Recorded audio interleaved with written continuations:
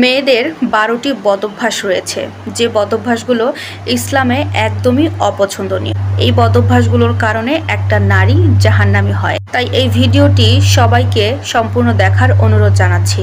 আর সবাইকে অনুরোধ করছি, আপনারা এই ভিডিওটি বেশি বেশি করে শেয়ার করে দিন, যেন প্রত্যেকে এই কথাগুলো জানতে পারে এবং বুঝতে পারে। এদের এমন কিছু বদঅভ্যাস আজকে আপনাদের সাথে শেয়ার করব, যে বদঅভ্যাসগুলোর কারণে তারা জাহান্নামী হয়ে থাকে।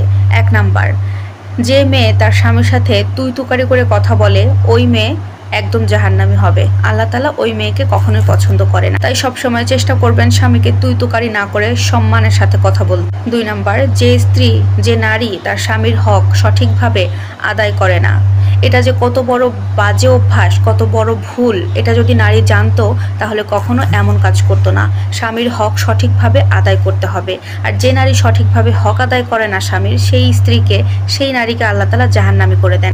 ৩ নাম্বার, স্বামীর সাথে রাগ করে থাকা ইসলামে একদমই অপছন্দনীয়। যে স্ত্রী তার স্বামীর সাথে রাগারাগি করে রাতে স্বামীকে অসন্তুষ্ট করে ঘুমায়, ওই নারী সরাসরি জাহান্নামী হবে। আল্লাহ তাআলা ওই নারীকে কখনো ক্ষমা করবে না।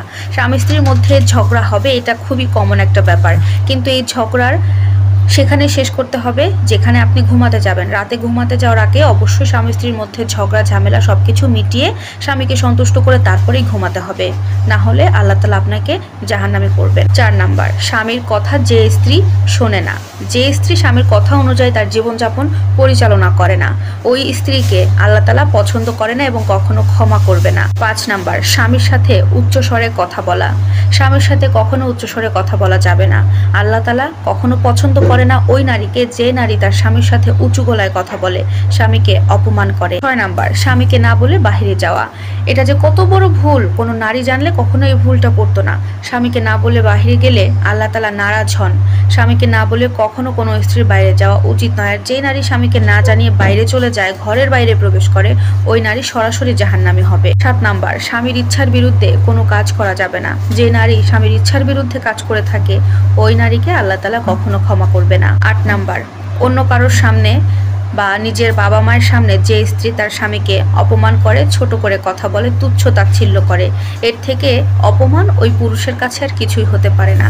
আর এই কাজটা যে স্ত্রী করে থাকে, ওই স্ত্রীকে আল্লাহ তাআলা কোনোদিন ক্ষমা করবেন না এবং তাকে সরাসরি জাহান্নামে নিক্ষেপ করবে। ৯ নম্বর, যে স্ত্রী তার স্বামীর ইনকামে অসন্তুষ্ট থাকে এবং স্বামীর ইনকাম অনুযায়ী নিজের চাহিদাগুলোকে সীমাবদ্ধ রাখে না, বরং স্বামীর সাথে এটা নিয়ে অনেক ঝামেলা তৈরি করে, স্বামীর প্রতি খুবই বাজে ব্যবহার করে, এটার কারণে আল্লাহ তাআলা তাকে কোনোদিন ক্ষমা করবে না এবং তাকে সরাসরি জাহান্নামে নিক্ষেপ করবে। ১০ নাম্বার, স্বামী রেগে যায় জানার পরেও এমন ধরনের কোনো কাজ করা।